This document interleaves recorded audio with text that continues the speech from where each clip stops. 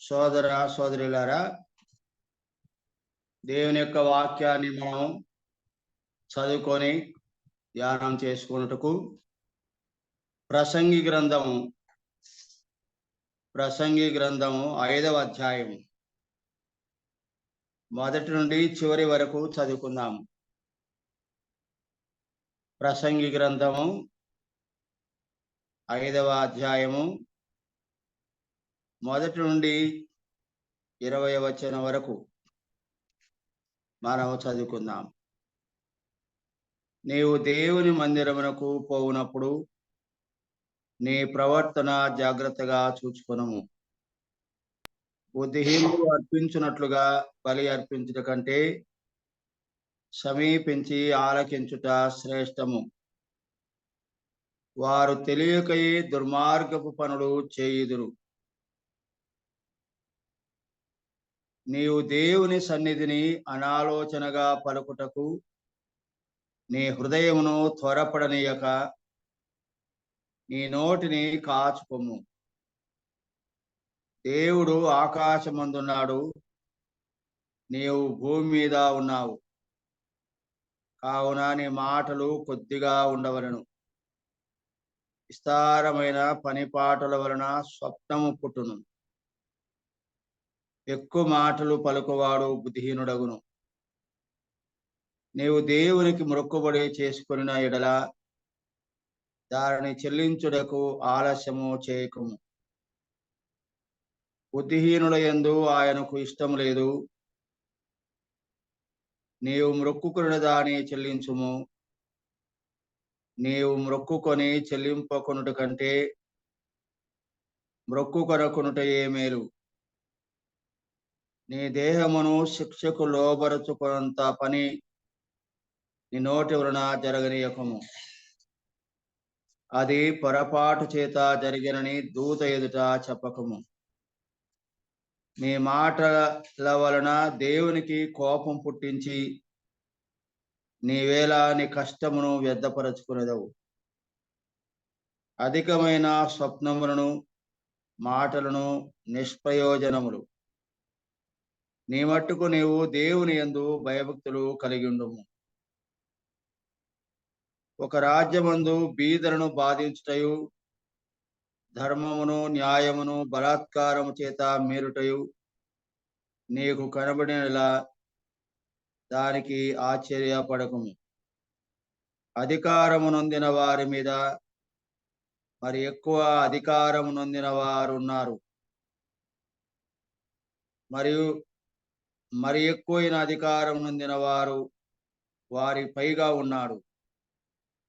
ఏ దేశంలో రాజు భూమి విషయమై శ్రద్ధ పుచ్చుకునో ఆ దేశమునకు సర్వ విషయముల యందు మేలు కలుగును. ద్రవ్యమును అపేక్షించువాడు ద్రవ్యము చేత తృప్తి నందడు. ధన సమృద్ధిని అపేక్షించువాడు దాని చేత తృప్తి నందడు. ఇది వ్యర్థమే. ఆస్తి ఎక్కువైనడలా దాని భక్షించువారును ఎక్కువగుదురు. కన్నులారా చూచుటయేగాక ఆస్తి పరునికి తన ఆస్తి వలన ప్రయోజనమేమి? కష్టజీవులు కొద్దిగా తినినను ఎక్కువగా తినినను సుఖనిద్ర నొందుదురు. అయితే ఐశ్వర్యవంతులకు తమ ధన సమృద్ధి చేత నిద్ర పట్టదు. సూర్యుని కింద మనసులకు ఆయాసకరమైనది ఒకటి జరుగుట నేను చూచితిని. అదేదనగా ఆస్తి గలవాడు తన ఆస్తిని దాచిపెట్టుకొని తనకు నాశనము తెప్పించుకొనును. అయితే ఆస్తి దురదృష్టము వలన నశించిపోవును. అతడు పుత్రుడు గలవాడైనను అతని చేతిలో ఏమీ లేకపోవును. వాడు ఏ ప్రకారముగా తల్లి గర్భం నుండి వచ్చెనో ఆ ప్రకారముగానే తాను వచ్చినట్లే దిగంబరిగానే మరలా పోవును. తాను ప్రయాసపడి చేసుకున్న దానిలో ఏదైనను చేత పట్టుకొని పోడు. అతడు వచ్చిన ప్రకారముగానే మరలిపోవును. గాలికి ప్రయాసపడి సంపాదించిన దాని వలన వానికి లాభమేమి? ఇదియు మనస్సునకు ఆయాసకరమైనది. తన దినములన్నీయు అతడు చీకటిలో భోజనము చేయును. అతనికి వ్యాకులమును, రోగమును, అసహ్యమును కలుగును. మరియు కోరదగినది గాను, చూడ ముచ్చటైనది గాను నాకు కనబడినది ఏమదనగా, దేవుడు తనకు నియమించిన ఆయుష్కాల దినములన్నీయు ఒకడు అన్నపానములు పుచ్చుకొనుచు తన కష్టాజితమంతటి వలన క్షేమముగా బ్రతుకుచుండుటయే. ఇదియే వానికి భాగ్యము. మరియు దేవుడు ఒకరికి ధనధాన్య సమృద్ధి ఇచ్చి దాని యందు తన భాగం అనుభవించుటకును, అన్నపానములు పుచ్చుకునుటకును, తన కష్టాజితమందు సంతోషించుటకును వీలు కలగ చేసినలా అతనికి ఆ స్థితి దేవుని ఆశీర్వాదమున కలిగినదని అనుకొనవలను. అటివానికి దేవుడు హృదయానందము దయచేసి ఉన్నాడు గనక అతడు తన ఆయుష్కాల దినములను జ్ఞాపకము చేసుకొనడు.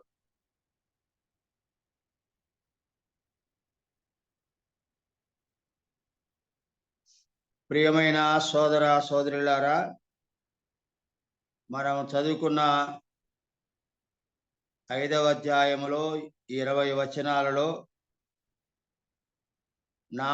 5 భాగాలుగా 5 పేరాలుగా మనకు కనబడుతుంది. మొదటి దానిలో దేవుని మందిరానికి వెళ్ళినప్పుడు నీ ప్రవర్తన జాగ్రత్తగా చూసుకో అని మొదలుపెట్టాడు. ప్రవర్తన అనేది చాలా ప్రాముఖ్యమైంది.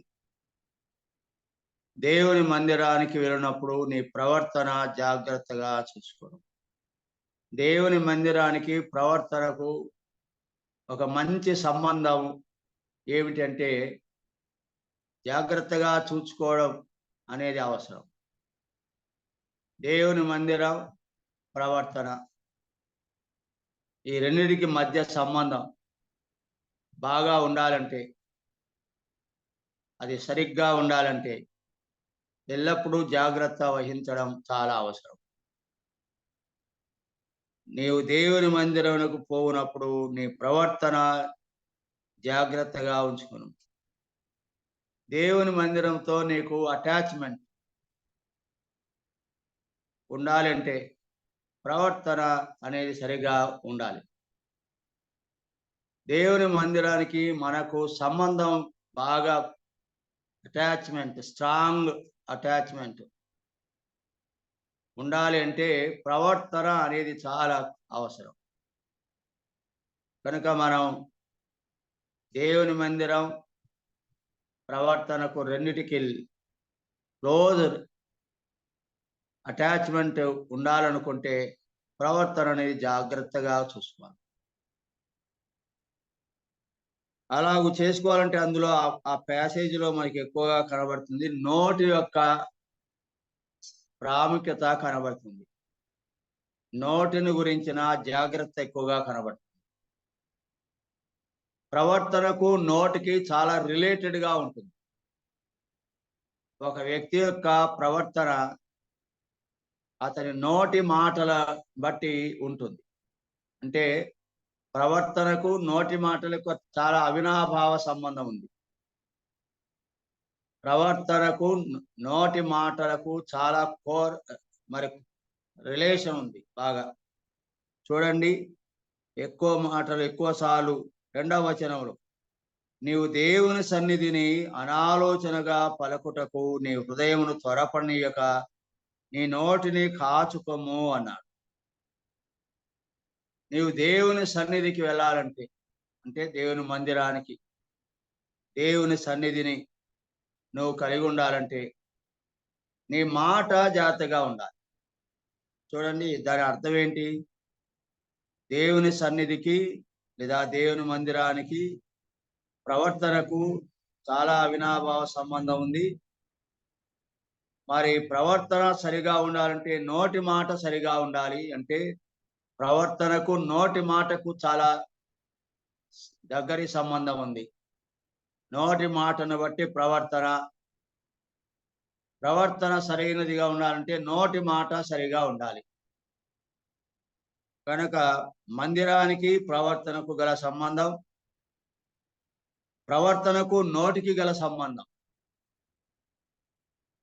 ఎక్కువగా ఇక్కడ మనకు కనబడుతుంది. కావున నీ మాటలు కొద్దిగా ఉండాలి. మాటల విషయంలో ఎంత హెచ్చరిక జారీ చేయబడిందో చూడండి. మొదట మాటలు కొద్దిగా ఉండాలి, క్లుప్తంగా ఉండాలి, ప్రిసైజ్గా ఉండాలి, మంచిగా ఉండాలి, రుచికరముగా ఉండాలి. దేవుని వాక్యంలో మరి ఇంకో చోట ఇలా రాయబడింది, నీ మాటలు ఉప్పు వేసినట్టు రుచికరముగా ఉండాలి, కృపా సహితమైనవిగా ఉండాలి అని అంటాడు. మాటలు రుచికరమైన మాటలు అంటే కళ్ళబొల్లి మాటలు, కవ్వించే మాటలు కాకూడదు. మన మాటలు ఇతరులకు మేలుకరంగా, ఇతరులకు ఆదరణకరంగా, ఇతరులకు ప్రోత్సాహకరముగా, ఇన్స్పైరింగ్గా, ఇతరులను ఆదరించేదిగా, ఓదార్చేదిగా, ధైర్యపరిచేదిగా మాటలు ఉండాలి. తర్వాత కూడా అంటాడు చూడండి, నీ మాటలు కొద్దిగా ఉండవలని ఒక మాట హెచ్చరిక. నీ మాటలు కొద్దిగా ఉండాలి, ఊరిక మాట్లాడకూడదు. వదరుబోతు అంటారు. ఊరిక వదరుట మన ప్రవర్తనను చక్కబరచదు. మన ప్రవర్తన సరిగా ఉండటానికి మాటలు తగుమాత్రంగా ఉండాలి, పరిమితంగా ఉండాలి, కొద్దిగా ఉండాలి.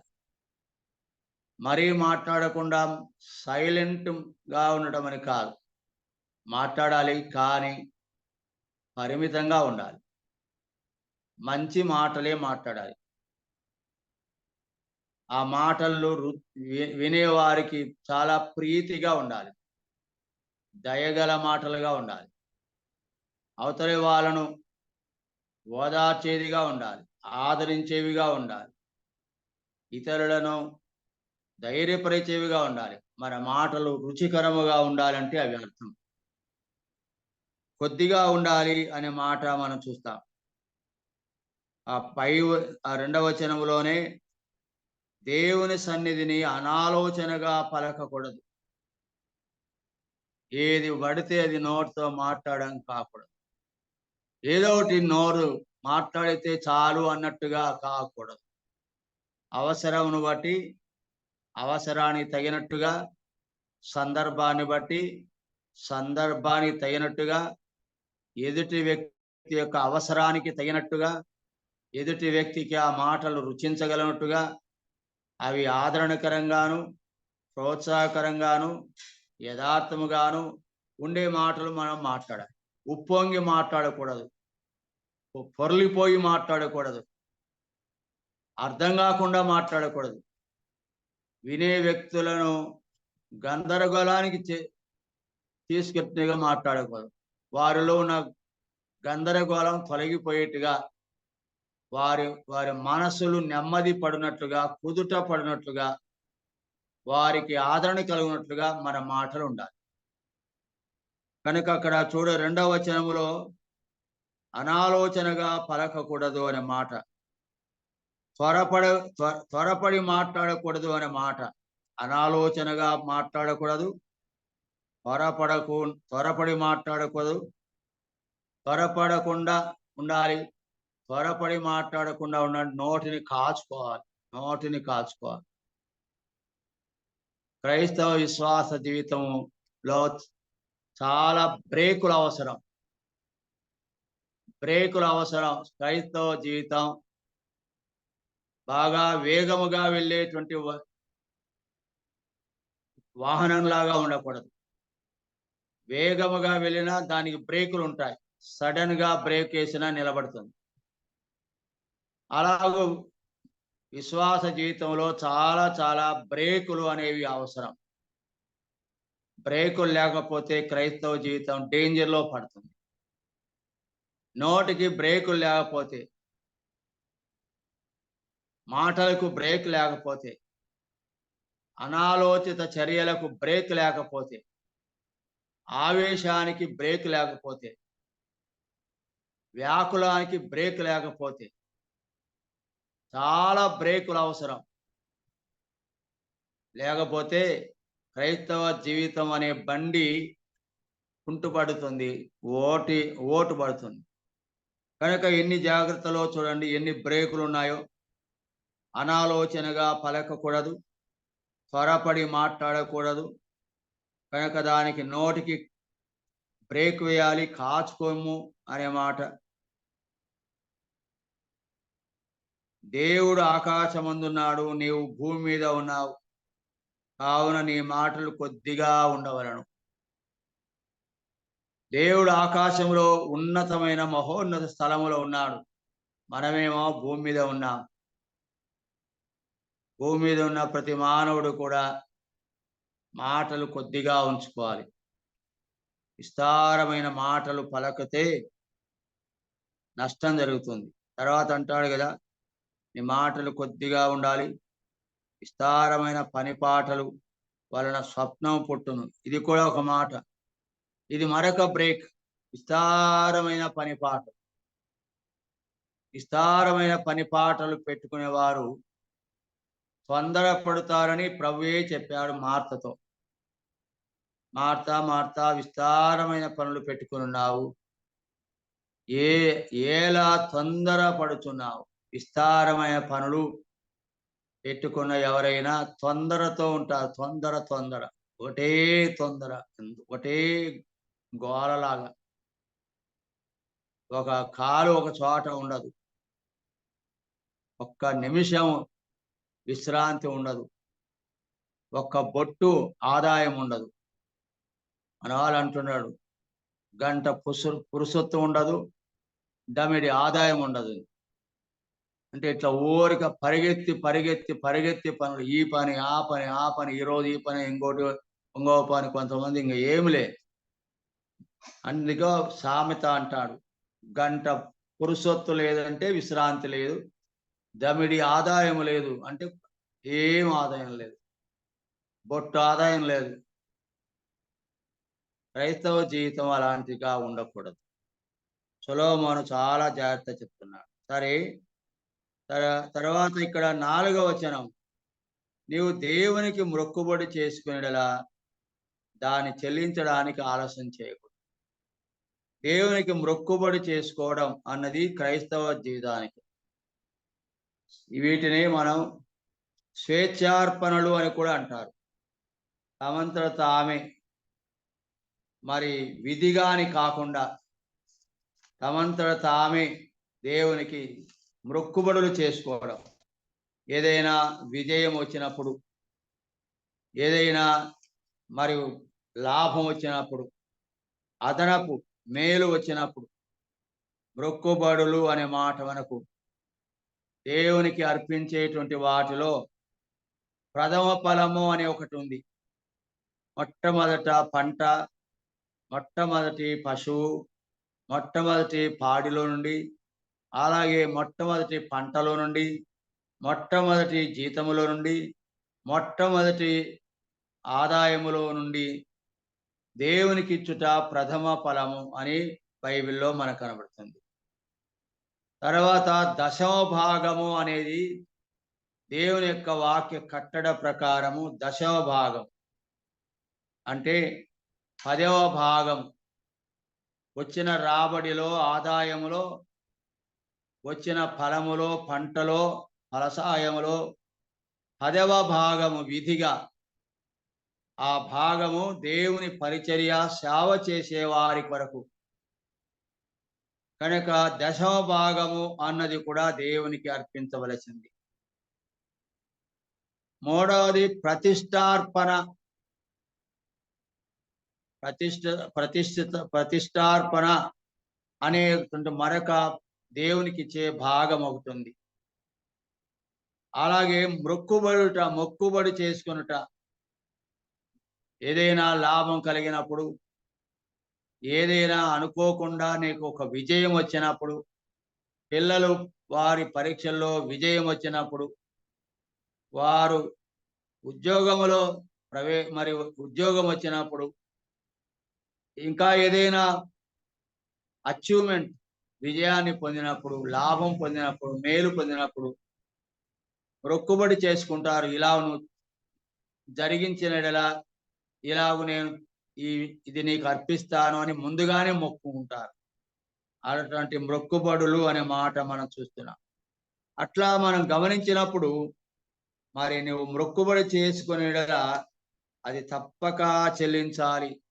నీవు దేవునికి మొక్కుబడి చేసుకునేలా దాన్ని చెల్లించవలెను, ఆలస్యం కూడా చేయకూడదు అన్నాడు. ఇలాగ చెప్పుకుంటా అనేక విషయాలు మనం గమనిస్తున్నాము. చివరికి మనం 18వ వచనం నుండి మనం కొన్ని సంగతులు ధ్యానం చేసుకుందాము.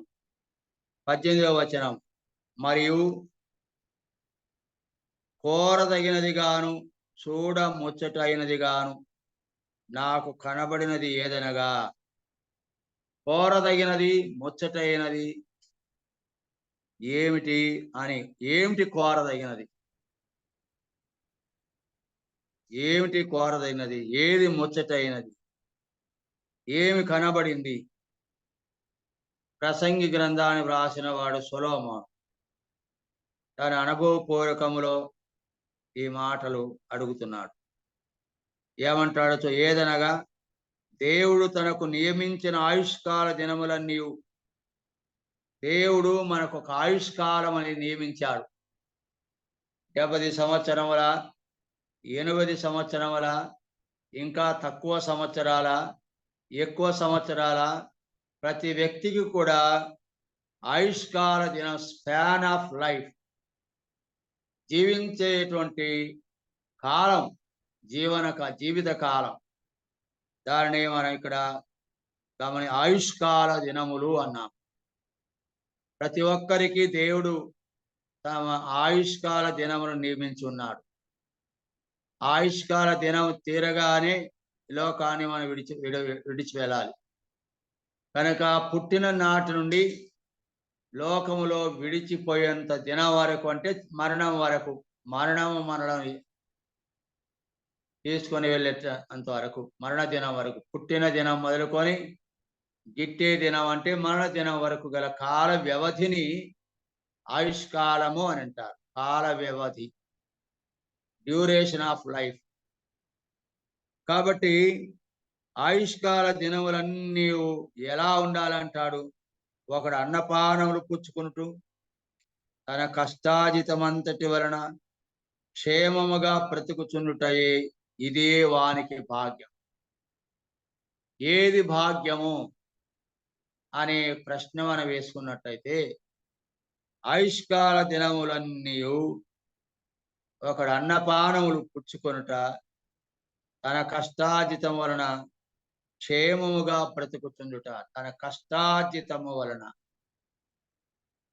128వ కీర్తనలో మనం చూస్తాం, నీతిమంతుడు ఎలా ఉంటాడు, నీతిమంతుల కుటుంబం ఎలా ఉంటుంది అనే దానికి అక్కడ కొన్ని సంగతులు చెప్తూ, తన కష్టార్జితం అంతటి వలన తాను మరి సంతోషంగా ఉంటాడు అని, జీవితకాలం అంతా తన కష్టార్జితమును తాను అనుభవిస్తాడు అనే వాగ్దానం 2వ వచనంలో ఉంటుంది. 128:2, నిశ్చయముగా నీవు నీ చేతుల కష్టార్జితము అనుభవించెదవు అన్నాడు. ఎప్పుడు ఇలా జరుగుతుందంటే, యెహోవా యందు భయభక్తులు కలిగి ఉంటే, ఆయన త్రోవల యందు నడుస్తూ ఉంటే వారే భాగ్యవంతులు అవుతారు. వారు నిశ్చయముగా వారి చేతుల కష్టార్జితమును అనుభవిస్తారు. అనేక మంది తమ చేతుల కష్టార్జితమును అనుభవించరు. ఇది చాలా దురదృష్టము. చూడండి, ఒక మాట ఇదే 5వ అధ్యాయములో 16వ వచనం, 15వ వచనం కూడా,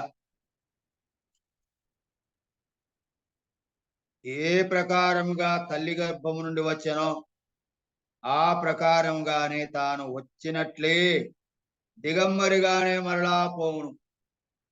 తాను ప్రయాసపడి చేసుకున్న దానిలో ఏదైనా చేత పట్టుకొని పో. చూడండి, పోయేటప్పుడు ఏమి తీసుకొని పోడు. దిగంబరిగా వచ్చాడు, ఒట్టి చేతులతో వచ్చినాడు. పోయేటప్పుడు కూడా ఒట్టి చేతులతో పోతాడు, ఏమి తీసుకొని పోడు. అది అతడు వచ్చిన ప్రకారంగానే మరలా పోవును. వచ్చిన ప్రకారమే అతడు మరలా పోతాడు. ఎట్లా వచ్చాడు? దిగంబరిగా ఒట్టి చేతులతో వచ్చాడు కనుక ఆ ప్రకారమే పోయేటప్పుడు కూడా దిగంబరిగా ఒట్టి చేతులతో పోతాడు. మరి అంతవరకు తాను చేసిందంతా ఎట్లా అంటే, గాలికి ప్రయాసపడి సంపాదించిన వాని వలన వానికి ఏమి లాభం? ఈ మాటలే మనం యేసుప్రభు మాటల రూపంలో కూడా మనం చూడవచ్చు. ఒకడు సర్వలోకమును సంపాదించుకొని వాని ప్రాణం పోగొట్టుకుంటే వానికి ఏమి ప్రయోజనము అన్నాం. ఏమి ప్రయోజనం? లోకమంతా సంపాదించుకొని తన ఆత్మను పోగొట్టుకుంటే, అంటే నష్టపరుచుకుంటే, అంటే నిత్యము మండుతున్న నరకాగ్నిలో పడుటకండి ఏమి లాభం? ఏమి లాభం అంటూ ఇంకో మాట అన్నాడు చూడండి. ఇది మనసునకు ఆయాసకరమైనది. తన దినములన్నీ అతడు చీకటిలో భోజనము చేయును. అతనికి వ్యాకులము, రోగము, అసహ్యము కలుగును అన్నాడు. జీవితం అంతా కష్టమే అనుభవిస్తాడు. సుఖం అనేది తెలియదు అతనికి, నెమ్మది అన్నది తెలియదు అతనికి, క్షేమం అన్నది తెలియదు అతనికి, ఆనందం అన్నది అసలే తెలియదు అతనికి. ఎప్పుడు రోగం, ఎప్పుడు కష్టం, ఎప్పుడు వ్యాకులం, ఎప్పుడు అసహ్యం, ఎప్పుడు ఆయాస. ఇదే జీవితం తప్ప అతనికి నెమ్మది అన్నది ఎరగడు, సుఖము అన్నది ఎరగడు, చివరికి ఆనందం అనేది కూడా ఎరగదు అని అంటాడు. ఈ 18వ వచనంలో కోరదగినది గాను చూడ ముచ్చటైనది గాను నాకు కనబడినది ఏమిటి అంటే, కోరదగింది చూడ ముచ్చటైనది ఏమిటి అన్నప్పుడు దేవుడు తనకు నియమించిన ఆయుష్కాల దినములన్నీ ఒకడు అన్నపానములు పుచ్చుకొనుచు తన కష్టాజితమంతటి వలన క్షేమముగా బ్రతుకుచున్నుటయే. క్షేమముగా బ్రతకడం, సొంత కష్టాజితముతో బ్రతకడం అనే ఇదే వానికి భాగ్యము. ఇదే వానికి భాగ్యం. 19వ వచనంలో మరియు దేవుడు ఒకనికి ధనధాన్య సమృద్ధి ఇచ్చి దాని యందు తన భాగం అనుభవించుటకును అన్నపానములు పుచ్చుకొనుటకును తన కష్టాజితమందు సంతోషించుటకును వీలు కలగ చేసినలా అతనికి ఆ స్థితి దేవుని ఆశీర్వాదం కలిగినది అనుకొనవలెను. అసలు దేవుని ఆశీర్వాదం అంటే ఏంటో ఇక్కడ మనం గమనించవలసింది. ఏమంటాడు? ఒకడు అన్నపానములు పుచ్చుకోవడం, అన్నపానము తినేవాడు ఇది భాగ్యం. అన్నపానములు తినడానికి దేవుడు మరి అతనికి ఇచ్చిన గొప్ప ఆశీర్వాదం. రెండవది మనం చూస్తే తన కష్టాజితమందు సంతోషించుటకు వీలు కలగ చేసిన కష్టాజితము వలన అతను సంతోషంగా ఉండటానికి వీలు ఉంటే అట్టివాడు మరి దేవుని ఆశీర్వాదం పొందినాడు అని చెప్పడానికి ఆధారం. 20వ వచనం చదువుతాం. అట్టివానికి దేవుడు హృదయానందము దయచేసి ఉన్నాడు కనుక అతడు తన ఆయుష్కాల దినములను జ్ఞాపకం చేసుకున్నాడు. దేవుడు హృదయానందము దయచేసి ఉన్నాడు అంటాడు. ప్రియులారా, హృదయానందం అనే మాట మనం గమనిద్దాం. ఏ ఆనందం ఇది? హృదయానందం. కానీ మానవుడు నయనానందాన్ని కోరుతాడు. ఈ రెండు మాటలు మనం ప్రక్కన ఉంచుకుంటే, నయనానందమా, హృదయానందమా, ఏది మానవునికి క్షేమము, ఏది మానవునికి ధన్యకరమైనది, ఏది మానవునికి ఆశీర్వాదకరమైనది? నయనానందమా, హృదయానందమా? మనం చదువుకున్న వాక్యాల్లో రెండు కనబడుతున్నాయి. ఒకటి నయనానందం అంటే చూడడం ద్వారా ఆనందం. నయనం అంటే కన్ను, కంటి వలన చూచి ఆనందపడమా, కళ్ళ కనబడేదాన్ని చూసి ఆనందించడమా, అంతరంగంలో హృదయమునందు ఆనందించడమా? ఈ విషయాలు మనం గమనించినప్పుడు కోరదైనదిగాను చూడముచ్చటైనదిగాను నాకు కనబడినది ఏమనగా తను అంటాడు. దేవుడు తనకు నిర్ణయించిన ఆయుష్కాల దినములన్నీ ఒకడు అన్నుపానములు పుచ్చుకొనుచు తన కష్టాజితమంతటి వలన క్షేమముగా బ్రతుకుచునుట ఇదే వానికి భాగ్యము. మరి దేవుడు ఒకనికి ధనధాన్య సమృద్ధినిచ్చి దానియందు తన భాగం అనుభవించుటకును అన్నపానములు పుచ్చుకున్నటకును తన కష్టాజితమందు సంతోషించుటకును వీలు కలగ చేయల అతనికి ఆ స్థితి దేవుని ఆశీర్వాదం వలన కలిగినది అనుకొనవలను. అట్టి వానికి దేవుడు హృదయానందము దయచేసి ఉన్నాడు.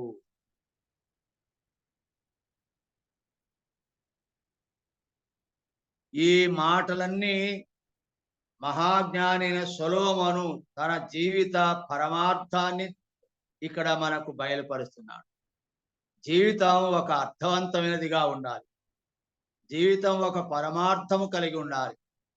ఏం అర్థం పర్థం లేని జీవితం రా నీది అంటుంటారు మన వాళ్ళు కొంతమంది. అర్థం లేదు, పర్థం లేదు. జీవితానికి ఒక అర్థం ఉండాలి. జీవితానికి ఒక పరమార్థం ఉండాలి. కాబట్టి ఇక్కడ మనం కొన్ని మాటలు గుర్తు చేసుకుంటే, పుచ్చుకొనుటకైనను, అనుభవించుటైనను, సంతోషించుటైనను, ఆనందించుటైనను దేవుడు మానవాళికి అనుగ్రహించు భాగ్యముగా కనబడు. పుచ్చుకోవడం ఆ మాటే మనం అక్కడ గమనిస్తాం. 18వ వచనంలో పుచ్చుకొనుచు అనే మాట అంటే పొందుట, దేవుని నుండి పొందుట. పుచ్చుకొనుటైనను పుచ్చుకున్న దాన్ని ఏం చేయాలి? అనుభవించాలి. చాలా మంది పుచ్చుకుంటారు, దండిగా పొందుతారు, కానీ అనుభవించరు. అనుభవించకుండానే చనిపోతారు. ఏం భాగ్యం! పుచ్చుకొనుటైనను, అనుభవించుటైనను, సంతోషించుటైనను, ఆనందించుటైనను దేవుడు మానవాళికి అనుగ్రహించిన భాగ్యముగా కనబడుతుంది. ఇక్కడ మనం పుచ్చుకోవడం, పుచ్చుకున్నది అనుభవించడం, సంతోషించడం, ఆనందించడం ఇదే మానవునికి భాగ్యం. ఇది మానవునికి దేవుడు ఇచ్చినటువంటి గొప్ప ఆశీర్వాదం అని మనం గమనిస్తున్నాం. ఆనందము అనేది హృదయానికి సంబంధించినది. ఆనందము అనేది హృదయానికి సంబంధించినది. పుచ్చుకొనుట, అనుభవించుట, సంతోషించుట అన్నది శరీరానికి సంబంధించినది. శరీరానికి సంబంధించింది తీసుకుంటాము, తింటాము, తాగుతాము, సుఖంగా ఉంటాము. అదంతా కూడా శరీరానికి సంబంధించినది సంతోషం అంటాం. ఆనందం అనేది హృదయానికి సంబంధించినది. ఇక్కడ కూడా ఈ రెండు విషయాలు తేడా మనం గమనించుకోవాలి. సంతోషం అనే మాట ఒకటి కనబడుతుంది, ఆనందము అనేది ఒకటి కనబడుతుంది. సంతోషము అనేది శరీరానికి సంబంధించినది. తినడం, పుచ్చుకోవడం, సంపాదించడం, సమకూర్చుకోవడం, దాన్ని తినడం, సంతోషించడం, తినడం, కట్టుకోవడం, ఆడంబరాలు చేసుకోవడం ఇది సంతోషం. శరీరానికి సంబంధించినది సంతోషం. హృదయానికి సంబంధించినది ఆనందం. ఇందులో కూడా తేడా గమనించాలి. కొన్నిసార్లు సంతోషంగా ఉంటాం, బాగా తింటాం, మంచి భోజనం తింటాం, మంచి బట్ట వేసుకుంటాం, మంచి స్థితిగతులు ఉంటాం, మంచి ఆడుతూ పాడుతూ ఉంటాం. అదంతా శరీరానికి సంబంధించింది. శరీరంలో అన్ని కలిగినా కూడా హృదయంలో నెమ్మది లేకపోతే, ఆనందం లేకపోతే భాగ్యవంతుడు కాలేడు. అందువల్ల ఈ రెండిటి కూడా తేడా ఉంది. ఆనందం, సంతోషం. సంతోషం శరీరానికి సంబంధించింది, ఆనందం హృదయానికి సంబంధించింది. హృదయానందము దయచేసి ఉన్నాడు అని మన వచనంలో 20 వచనంలో చదివి, అట్టి వానికి దేవుడు హృదయానందము దయచేసి ఉన్నాడు. ఈరోజు చాలా మందిలో హృదయానందము కనబడదు. ఏమయ్యా ఎలా ఉన్నారంటే, ఏమి లే మా పరిస్థితి అంటారు. ఏమి లే మా జీవితం ఏమి లేదు. ఇల్లుంది, వాకిలుంది, సమృద్ధిగా ధనం ఉంది, బంగారు ఉంది, పేరుంది, ప్రఖ్యాతులున్నాయి, ఇంటిలో అన్ని వస్తువులున్నాయి, ఏ కొరత లేదు, సంతోషంగానే ఉన్నట్టు కనబడతారు.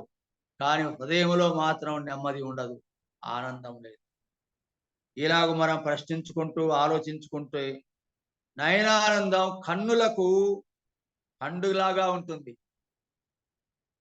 నయనానందం కన్నులకు పండుగలాగా ఉంటుంది. ఇంటిలో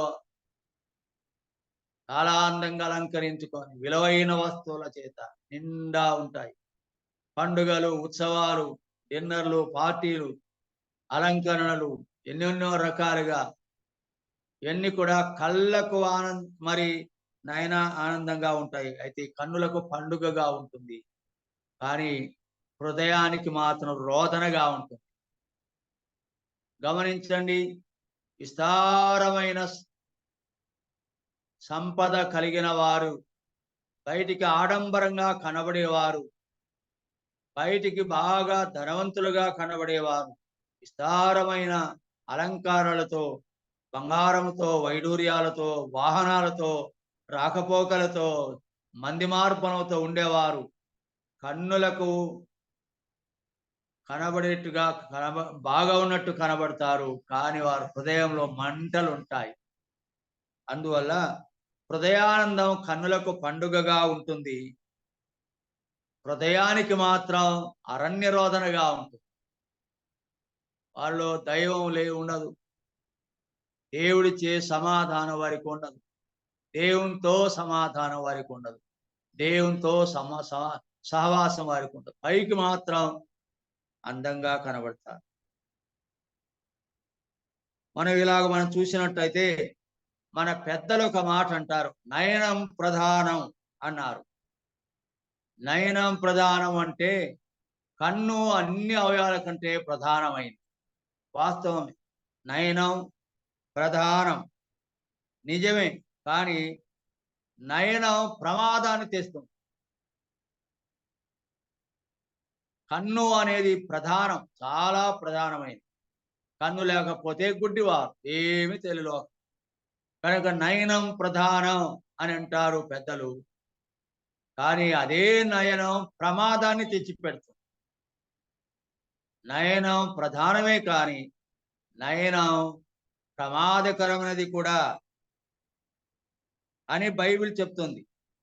ఆదికాండములో మనం ఆదామవ్వల విషయంలో చూచినప్పుడు, ఏదైనా తోటలో ఆ చెట్టు దాన్ని చూచినప్పుడు, దాని ఫలములు చూచినప్పుడు కన్నులకు రమ్యముగాను అందముగాను కనబడింది కనుక ఆ అందాన్ని కనుల ద్వారా చూచిన వారు మరి ఆశించి దాన్ని తీసుకొని తినడం ద్వారా గొప్ప ప్రమాదంలో పడ్డారు. వారు ప్రమాదంలో పడమే కాదు, మొత్తం మానవ జాతిని అంతటిని ప్రమాదంలో పడేశారు. చూశారా? నయనం ప్రధానమే కానీ నయనం అత్యంత ప్రమాదకరమైనదని మనం గమనించాలి.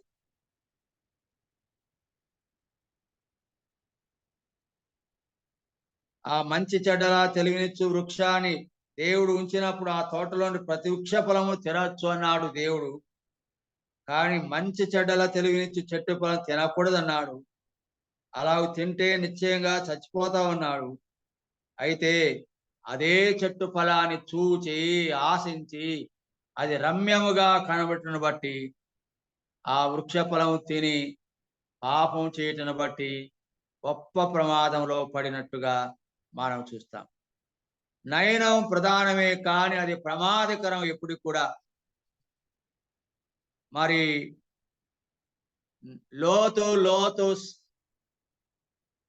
సోదరుడు అబ్రహాము లోతును మనం గమనించినప్పుడు, అబ్రహాము లోతుతో మనం బంధువులం కనుక కలహాలు రాకుండా ఉండటానికి మీరొక ప్రాంతం, మీరు ఏ ప్రాంతం కోరుకుంటారో మీరు వెళ్ళండి అని అన్నప్పుడు లోతు సొదమ గొమొర్రాలను చూచి అది ఎట్లా ఉండేది? సొదమ గొమొర్రాలంటే మరి చాలా అందముగా మంచి నీళ్లు ప్రవహించే పచ్చని పొలాలు కనబడుతున్నాయి. చూడ్డానికి చాలా బాగుంది ఆ ప్రాంతం. మైదాన ప్రాంతం, నీళ్లు ప్రవహించే ప్రాంతం, పచ్చని పైరు కనబడే ప్రాంతం కోరుకున్నాడు. అందంగా పచ్చగా ఉంది కాబట్టి లోతు సొదమ గొమొర్రా పట్టణాలు కోరుకున్నాడు. సొదమ గొమొర్రా పట్టణాలు చాలా దుష్టమైన ప్రజల చేత ఉండబడిన ఆ పట్టణం. కాబట్టి ప్రియులారా, నయనం ప్రధానమే కానీ నయనం అత్యంత ప్రమాదం అనే దానికి మరొక దృష్టాంతం కూడా మనం ఆదికాండంలోనే చూడవచ్చు. ఆదికాండం 13వ అధ్యాయంలో ఈ మాట మనకు కనబడుతుంది. చూసి కనుక హృదయానందం అనేది చాలా ప్రాముఖ్యమైనది నయనానందము కంటే అని మనం గ్రహించవలసింది. అంతేకాదు నయనం ప్రధానం అది నిజమే కానీ నయనం ప్రమాదం అనే దానికి అనేక రుజువులు ఇంకా బైబిల్లో చూడవచ్చు. యెహోషువ కాలంలో మరి శపితమైన దాన్ని మీరు ముట్టకూడదు, ఆ శపితమైన దాన్ని ముట్టితే అపజయం పొందుతారు కనుక ఏది శపితమైన దాన్ని మీరు ముట్టకూడదు అంటే యెరికోలో శపితమైన సొమ్ములో మంచి సీనారు పైవస్త్రము వెండి బంగారం కమ్మిని చూచి ఆశించి తీసుకొని భూమిలో దాచిపెట్టి తమ చావుకు తామే కారణమైనారు. శపితమైన దాన్ని ముట్టకూడదు అంటే ఆ దోపుడు సొమ్మును చూచారు, ఆ బంగారు కమ్మిని చీనారు పైవస్త్రమును వెండిని బంగారు కమ్మిని చూచి ఆశించి తీసుకొని దాచిపెట్టుకున్నారు. అందువలన ఈ ఆకాను అనేవాడు అందమైన సీనారు పట్టు వస్త్రమును వెండి బంగారును చూచి ఆశించి తీసుకొని దాచిపెట్టుకున్నాడు. అది తన ప్రజల పరాజయానికి, పరాభవానికి, మరణానికి కారణమైంది.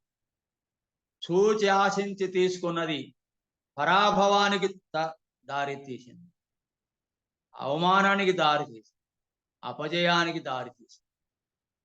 కన్ను ఎంత ప్రమాదకరమైందో మనం గమనించవలసింది. కనుక కంటి వలన కలిగే ఆనందాన్ని మనం కోరుకోకూడదు, పై వాటిని మనం కోరకూడదు. హృదయానందం కలిగిన దాన్ని మనం కోరుకోవాలి అని మనం చూస్తున్నాం. ఇలాగూ హృదయమును దేవుడు లక్ష్య పెడతాడు కానీ పై దాన్ని లక్ష్య పెట్టడని మన సమూయేలు గ్రంథంలో దానియేలును దావీదును రాజుగా నియమించే సందర్భంలో సమూయేలు యెష్షయి కుమారుని పిలిచినప్పుడు ఆ మొదటి వారిని ఎవరిని అంగీకరించలేదు. చివరి దావీదును కోరుకున్నట్టు చూస్తే అప్పుడు ఆ సందర్భంలో అన్న మాట 16వ అధ్యాయంలో సమూయేలు గ్రంథంలో, దేవుడు పై రూపమును లక్ష్య పెట్టేవాడు కాడు, హృదయమును లక్ష్య పెడతాడు అనే మాట. అక్కడ కూడా పైకి అందంగా ఉన్నవాడిని చూసి అభిషేకించాలనుకున్నాడు సమూయేలు.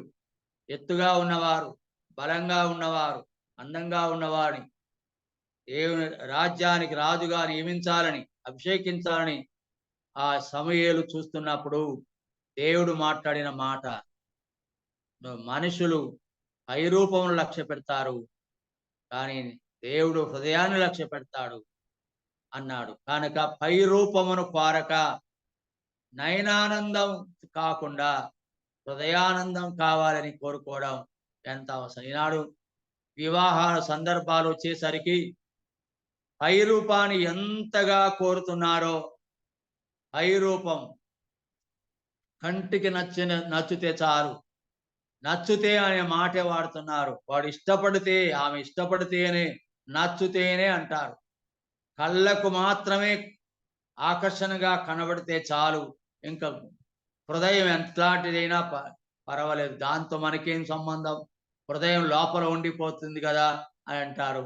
వివాహం చేసుకున్న తర్వాత మోసపోయాను, పొరపాటు చేశాను, తప్పిదం చేశాను, ఘోరమైన నేరం చేశాను, పై చూస్తే బాగా ఉంది, హృదయం చెడ్డది అని తర్వాత కానీ తెలుసుకోలేదు. గమనించండి ప్రియులారా, ఏది మనం కోరుకోవాలి? కోరదగినది గాను, చూడముచ్చటైనది గాను నాకు కనబడినది ఏమనగా అని సొలొమోను ఆ విషయాలన్నిటిని చెప్తున్నాడు. సుఖముగా, నెమ్మదిగా బ్రతుకుతూ, మరి కష్టార్జితాన్ని అనుభవిస్తూ, అన్నపానములు పుచ్చుకుంటూ, కష్టార్జితాన్ని అనుభవిస్తూ, క్షేమముగా బ్రతుకుతూ, సంతోషిస్తూ, ఆనందిస్తూ, ఆశీర్వాదం అనుభవిస్తూ హృదయములో ఆనందించేవాడు భాగ్యవంతుడు అని మనం గమనిస్తున్నాం. అలాగూ మనం కూడా నయనానందాన్ని కోరువారం కాకుండా హృదయానందమును కోరువారుగా, హృదయానందమునకు ఏవైతే అవసరం వాటినే మనం ఆశిస్తూ కేవలం పై రూపమునే లక్ష్య పెట్టువారం కాకుండా హృదయ ఆనందాన్ని పొందుట కొరకు మనం ముందుకు సాగాలని ఈ మాటల ద్వారా మనం హెచ్చరించబడుతున్నాం. ప్రభు ఈ మాటను దీవించునుగాక.